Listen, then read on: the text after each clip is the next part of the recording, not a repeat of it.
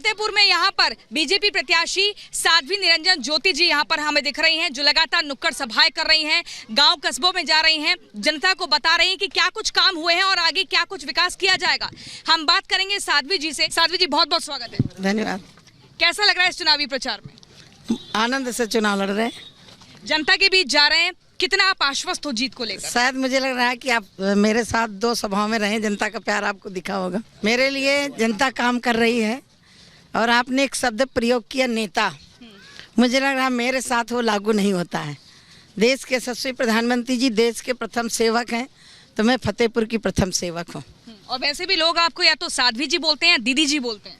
पूरा फतेहपुर दीदी मानता है, मैं अपना परिवार मानती हूँ, इसलिए मैं परिवार भावना से काम कर रही हूँ। मेरा परिवार फतेहपुर है। फतेहपुर की जनता को आपने क्या क्या दिया? देखिए, फतेहपुर ऐतिहासिक धरती है। यदि हम लेखनी की दृष्टि से पत्रकारिता जगत में देखें तो गणेश शंकर विद्यार्थी जी यहीं से हैं। ये जो क्षेत्र में मैं घूम रही हूँ, गणेश शंकर विद्यार्थी जी का क्षेत्र है और ये फतेहपुर ऐतिहासिक जनपद रहा है।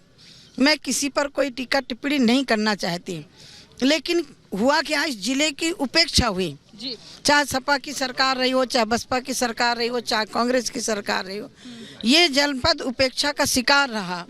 यही कारण है जब माननीय प्रधानमंत्री जी ने बागडोर संभाली, पूरे देश में जिलों का सर्वे करवाया, उसमें से हमारा जनपद 112वें स्थान पे था। उत्तर प्रदेश में 8वां स्थान था।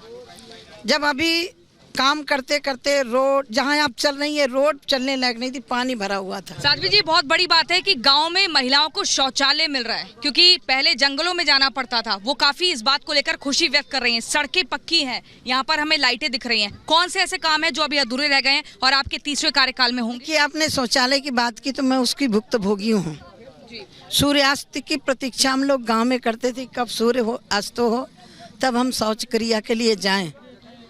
जब माननीय प्रधानमंत्री जी ने 15 अगस्त को लाल किले से घोषणा की तो विपक्षियों ने मजाक उड़ाया था।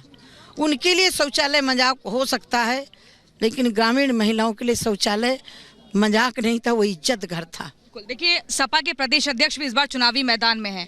आपको क्या लगता है ये टक्कर थोड़ी कांटे की टक्कर है? कोई टक्कर नहीं है। जो प्रदेश अध्यक्ष, अब प्रदेश अध्यक्ष ही नहीं है जी।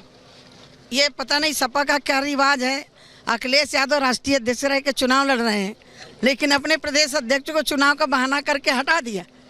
लेकिन इस जनपद के हैं, मुलायम सिंह के शासन से लेकर के अभी तक प्रदेश अध्यक्ष रहे हैं, 3-4 बार 5 बार एमएलसी रहे हैं।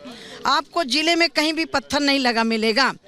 जो व्यक्ति राजनीतिक क्षेत्र में काम कर रहा हो और अपने जिले की चिंता ना करे, 2-2 बार सरकारें प्रदेश में रही हों, तो जनता कैसे स्वीकार करेगी? साध्वी जी, आपको लगता है कि अंडर करंट भी कुछ काम करेगा? लोग भले कह रहे हो कि बीजेपी की लहर है, लेकिन अंडर करंट कुछ और नतीजे आए? कोई करंट नहीं है, बीजेपी का है। मोदी जी हर बूथ में चुनाव लड़ रहे हैं। आपने साध्वी जी, आपने एक जमाने में भिक्षा मांग के अपने आश्रम को चलाया है। आप संघर्ष को काफी नजदीकी से जानती हैं, कैसे उस जब पल को याद करती हैं? देखिए, मैं देखा नहीं है, जिया है उसको, और वो क्षण भी देखा सन 77 का, जब सूखा पड़ा, इंदिरा गांधी ने काम के बदले अनाज की घोषणा की थी। वो भी पूरे परिवार का पालन पोषण नहीं हो सकता था यदि रोटी बना के मेरी माँ खिलाती। एक ज़माना ये आया कि मोदी जी देश के प्रधानमंत्री बने, कोविड जैसी महामारी आई तो उस समय मुफ्त में राशन भी दिया, और यदि गांव में जो काम छूट गया था, मेरा विभाग है, काम करने वालों को गांव में ही रोजगार दिया। यदि मैं देखूं तो 65 साल बनाम 10 साल, धरती आसमान का फर्क मिलेगा। राम मंदिर का जब हम जिक्र करते हैं तो उस आंदोलन में आपकी निर्णायक भूमिका रही है। कोई नहीं भूल सकता है कि किस तरीके से कद्दावर तरीके से आपने दमदार तरीके से आवाज को बुलंद किया। लेकिन आज मोदी जी भी कह रहे हैं कि पहले राम मंदिर बनाने की तारीख पूछते थे, आज राम मंदिर जा नहीं रहे, निमंत्रण ठुकरा रहे हैं और जाने की तारीख नहीं बता रहे। आश्चर्य है, जो राम सेतु को नकारते रहे, राम को नकारते रहे, और जब हम, क्योंकि हमारा ये मुद्दा नहीं था, राम हमारी आस्था है, मुद्दे हमारे विकास के हैं, आस्था कभी मुद्दा नहीं बन सकता। आप कह रही हैं कि राम मंदिर मुद्दा नहीं है इन चुनावों में? मुद्दा हमने कभी माना ही नहीं, वो हमारे आराध्य हैं, उनका मंदिर बनना चाहिए था। आंदोलन किया और मेरी भी गिलहरी की तरह उस आंदोलन में भूमिका रही है। हमने वो भी दृश्य देखा था जब कार सेवकों की छातियों को गोलियों से भुना गया था, अयोध्या की गलियां रक्त रंजित थी, वो भी देखा है। खेतों से हम भगे थे। अब भावुक हो गई इस पल को क्या? और वो क्षण मुझे याद आता है कि किस तरह से गोली लगे हुए व्यक्ति को सरजू में बहाया गया था। किसका बेटा गया, किसका भाई गया, कौन बहन बिना राखी के रह गई, वो क्षण नहीं भूल सकते हैं। कार सेवकों के ऊपर गोलियां चलाना मुलायम सिंह ने कहा मेरी मजबूरी है। किसके लिए मजबूरी थी भाई? क्या एक वर्ग को खुश करने के लिए?